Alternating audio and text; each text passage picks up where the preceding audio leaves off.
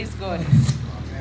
So we thank God because He has enabled us to convert here today so that we can share the experiences.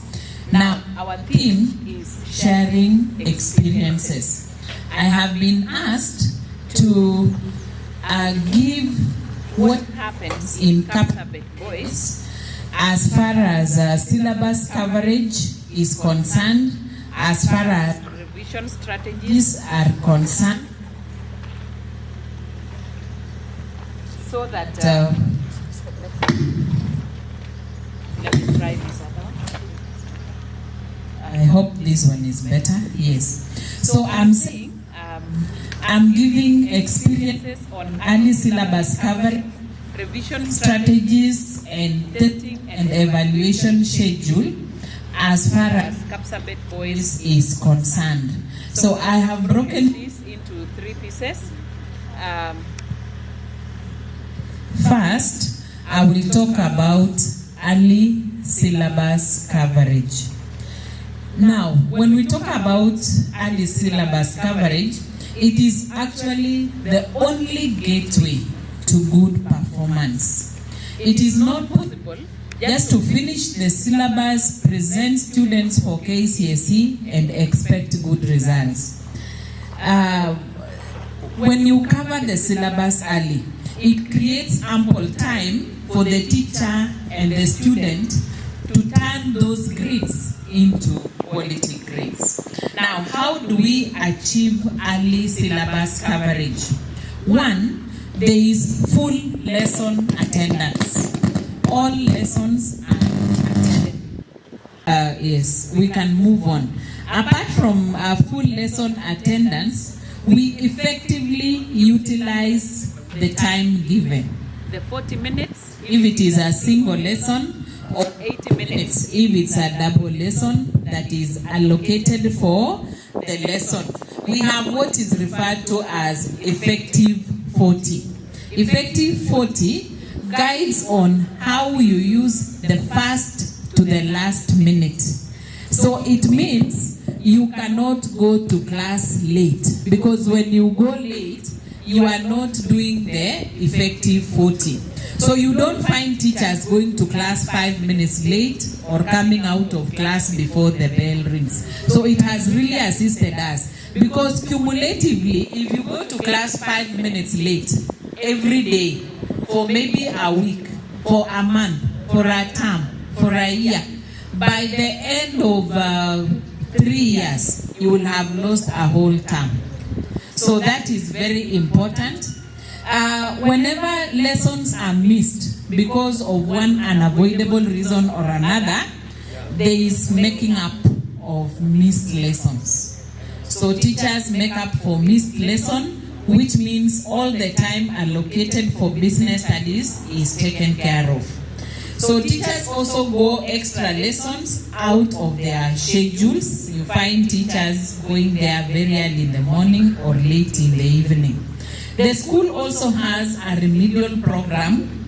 I believe now this is beyond the teacher, where lessons are organized so that teachers can go extra in the mornings, in the evenings, and during the weekends. However, remedial lessons are not continuous. They are in cycles. Maybe in a term we could have 2 or 3 weeks of remedial lessons where the purpose is to cover the syllabus. Now, in business studies, we have reorganized related topics to facilitate faster flow. Our target is to clear the entire syllabus by end of Form 3, and we have achieved this. How we achieve this is in Form 1, we cover 9 topics. Of course, we have 31 topics. In Form 1, we cover 9 topics. In Form 2, we cover 10 topics. In Form 3, we cover 12 topics. That gives us 31 topics. It is very practical. We have done it. I am sharing my experience. So that is early syllabus coverage. I had mentioned that we reorganize related topics to facilitate a faster flow. With me, I have a table of how we have reorganized. Maybe I will request Yogo to prepare a copy for all of us so that you can see. However, I can read through. In Form 1, we do Introduction to Business Studies, Business and its Environment, Satisfaction of Human Wants, Production, Entrepreneurship, Office, Home Trade, Forms of Business Units, and Government and Business. That marks end of Form 1. Why we do 9 topics in Form 1 is Home Trade and Forms of Business Units are very heavy topics that require a lot of time. That is why we zero into 9 topics. In Form 2, we do the aids to trade, that is transport, warehousing, communication, insurance, product promotion. And then we move on to demand and supply, size and location of a farm, product markets, national income, population, and employment. That takes us through Form 2. In forms of, aids to trade, we do transport, then warehousing, then communication. Why we put warehousing between transport and communication is from our experience, we discovered that at times students confuse the content of transport and communication. So to divorce the two, we put warehousing in between, and it has served us so well. In Form 3, we move to inflation. So you discover from demand and supply, those are economics topics. So demand and supply, size and location, product markets, national income and population and employment. Then we move to, in Form 3, first term we begin with inflation, public finance, economic development and planning. Those are economics. All of them are related. So from demand and supply up to economic development and planning, those are all economics topics. Then we move to chain of distribution, international trade and money and banking. That is about mid-Form 3. Thereafter, we will deal with the accounting topics. That is recording the net worth, business transactions, the ledger, cash book, source documents, and then financial statements.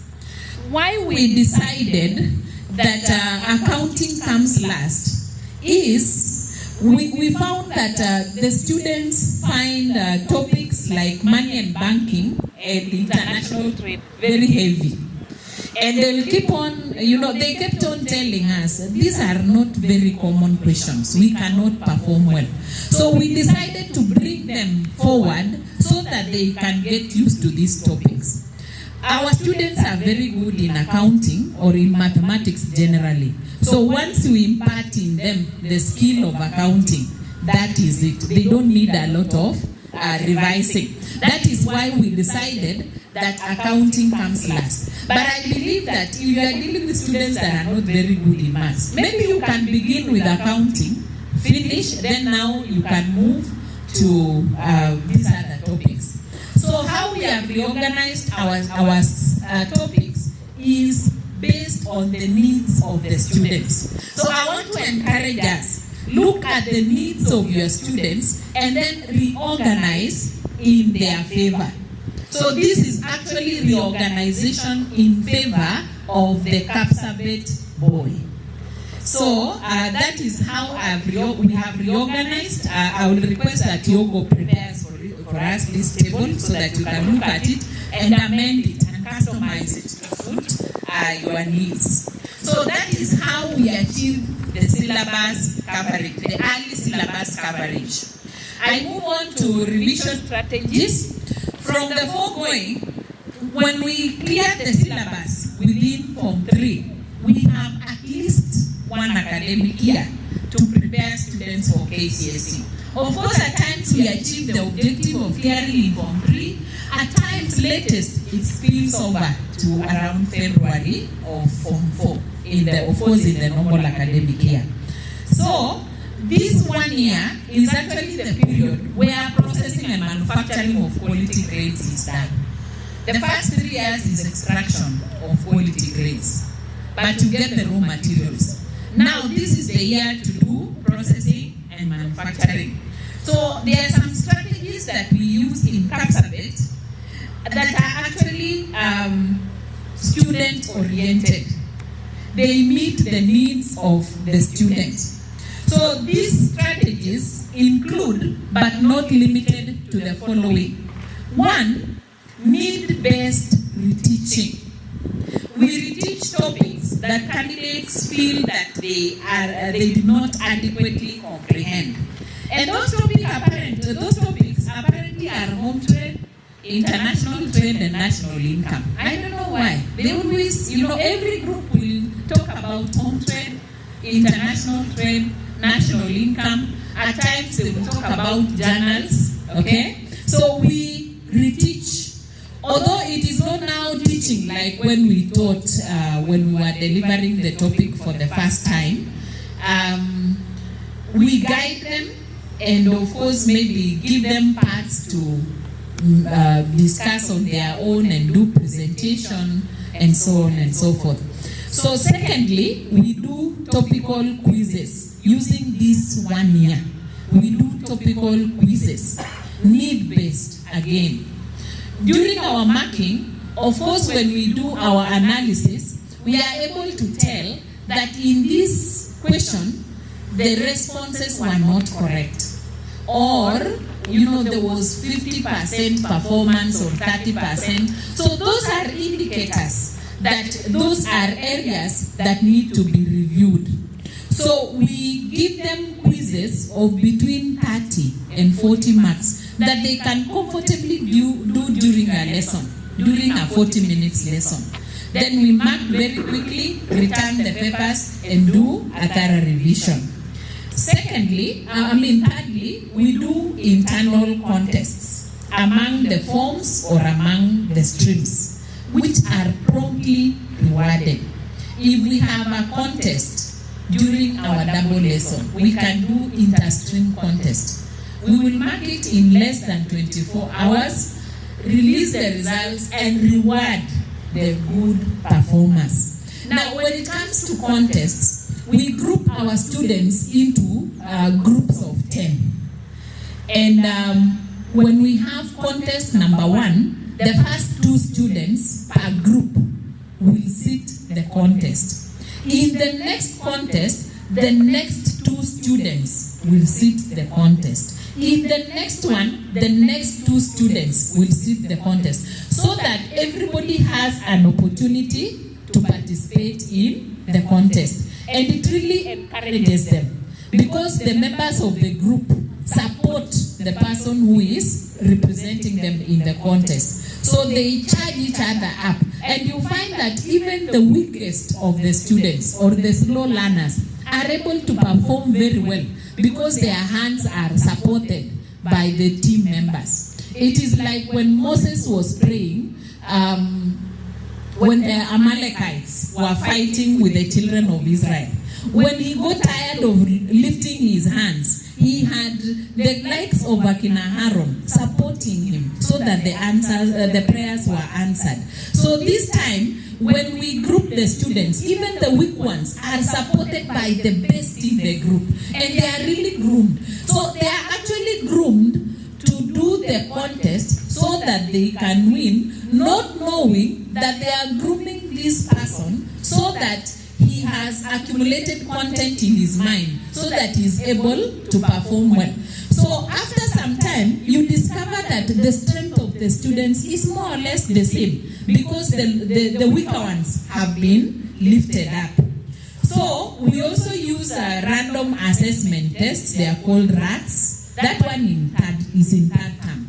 We do 10 sets of random assessment tests. We do every week, mark and release results, and then the students are adequately rewarded. So these RATs are 50 marks. You can decide 5 questions of paper 2, or somehow give paper 1 questions, but should be 50 marks. That is for ease of marking and to ensure that you cover as many areas as possible. Now, what we do when we do paper 1, what we do when we do questions of paper 1, we just take a full paper, but now ask them to give 2 responses. So you give 25 questions, but 2 responses. That one helps to ensure that you have browsed through as many topics as possible. Because in one RAT you will have visited 25 topics. So they just give you 2 responses, a full paper, 2 responses. You mark very quickly. So it really exposes them to areas that maybe they could not have revised on their own. So that is about random assessment tests. We also have supervised discussion groups in the evenings. Well, we have programs that run after preps, after 9:20 for about an hour. So they are given questions, we decide which questions we want to give them, then they decide on their groups. One of the teachers will do the supervision. So we have internal and external examiners and other motivational speakers to impart confidence among the students. We make our students to believe in themselves. So we invite examiners, at times we invite just motivational speakers to enhance confidence among them. So when the examiners come and they give the techniques, then from there we are able to follow up and see, are they adhering to what the examiners say? So that by the time they are writing their KCSE, they have a clear picture of what the examiner is looking for. So we also have academic counseling. At times we involve parents of the slow learners and also monitor their progress. So when students discover that everybody is on the look, they are looking at how they are performing. To get rid of all this business, they will do well, because doing well is a decision that they can make on their own. We also monitor and check students' work, but that one now is spearheaded by the quality department to ensure that the students' work is always up to date. So we don't find students who have not written their notes. So the Form 4s also, as soon as they enter Form 4, they are exempted from the Saturday entertainment, and that time they are able to concentrate on their academics. We also coordinate the marking schemes. So every exam we do, even if it is a RAT, even if it is a CAT, even if it is 30 marks, we must coordinate the marking scheme. And when an opportunity arises, if a question has ever been set in KCSE, we use the KCSE marking scheme and we adhere to it the way it is. We follow it religiously. So we also do conveyor marking. So when we do conveyor marking, there are no deviations, because all the teachers will mark the same papers. We just allocate ourselves questions or pages. If it is paper 1, we allocate ourselves pages. If it is paper 2, we allocate ourselves questions. So it minimizes deviations and encourages competition among the learners. We also do team teaching. We do team teaching. Just as Yogo mentioned, in our school there is no class that belongs to the other or a class that belongs to an individual. So we teach as a team, areas of interest, we exchange classes. We even invite those teachers who don't Form 4. We give them topics so that they can handle it. So when our students have questions, they don't necessarily have to seek help from their teacher, their subject teacher. As long as a teacher is a business studies teacher, he or she should be able to address that concern. So when students come to see us, you ask them, is it a business studies question? Yes, I will deal with it. If it is personal matters, then you can look for the individual teacher. So we also have peer teaching. Some students in class are very smart and they can be able to teach the colleagues. And the students have a way of communicating with each other that a teacher may not be able to. They explain to each other in a language that is common to the two of them, and they are able to understand one another. So we really support, or we really use peer teaching so that the students can teach themselves. Now you give them content. You give them content and let them prepare. When it comes now to presentation, the teacher can decide to pick anybody because everybody is ready. We don't have one person who is going to present, because now when one person presents, it means that the others will lax so that one person presents. So all of them prepare, and then the teacher will select one person to present. So they prepare really adequately. At times we do open book exams. We give them exams, questions, and ask them to refer to their books, either exercise or textbooks. That way enables them to search in areas maybe that they would not have read on their own. So at times we give them open book exams. Of course, those ones we don't mark, but you expect that in that open book exam they should get 100% because they have read from somewhere. And we are believing that when a child reads and now transfers to the paper, somehow it has stuck in the mind. It should be able to reproduce the same without the textbooks. Now, we also have ability groups. In Form 4, we divide our candidates into 3 categories. Category number 1 contains the top students. Now, these top students are assigned a teacher who will actively engage them in all areas of the subject, right from Form 1 to Form 4. Then we have another level, the middle level students. They are taken through supervised discussions because these are very potential students. So they are taken through supervised discussions, they are supervised to discuss, and they are given items to discuss. Then we have the lower achievers who are taught through the basics of the subject. These are the ones we say that we give them survival tactics. Whatever survival tactic that can make them pass the exam, that is what we give them. But by third term, you discover that these groups interchange. The very good students, the average students become in the category of very good. The low achievers at least reach the mid-level or even very good students. So that strategy really works, but now it requires teamwork among the teachers because it now cuts across all the students of all the streams. So one will be assigned to the very good ones, and he should be very fast in marking and giving and producing more work and giving them, and so on and so forth. So it requires teamwork among the teachers. Now, when it comes to owning of classes, this strategy will not work because everybody will be dying with their students. So I want to encourage us to mutually own our students so that we are able to help them across the board. So finally, I want to touch on the testing and evaluation schedule, the Kapsabet Boys way. In first term, of course after completion of syllabus, that's what I'm saying. In first term, we have midterm exams.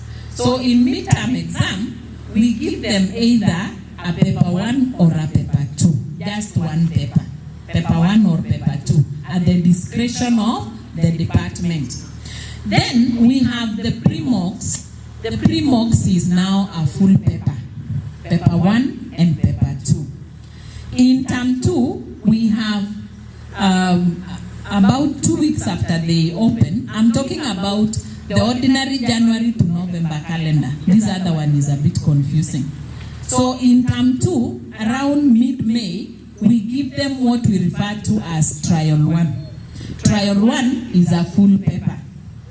Trial 2 comes about 3 weeks thereafter. It is also a full paper. Then at end of term, we have mocks, internal mocks. The internal mocks are set and moderated by the senior examiners and also marked by examiners. So it is a real replica of KCSE. In term 3, I told you we have 10 sets of RATs, random assessment tests. Each one of them is 50 marks. Then finally we have KCSE, which is also a full paper. Now our papers are marked promptly, results released, and students adequately rewarded.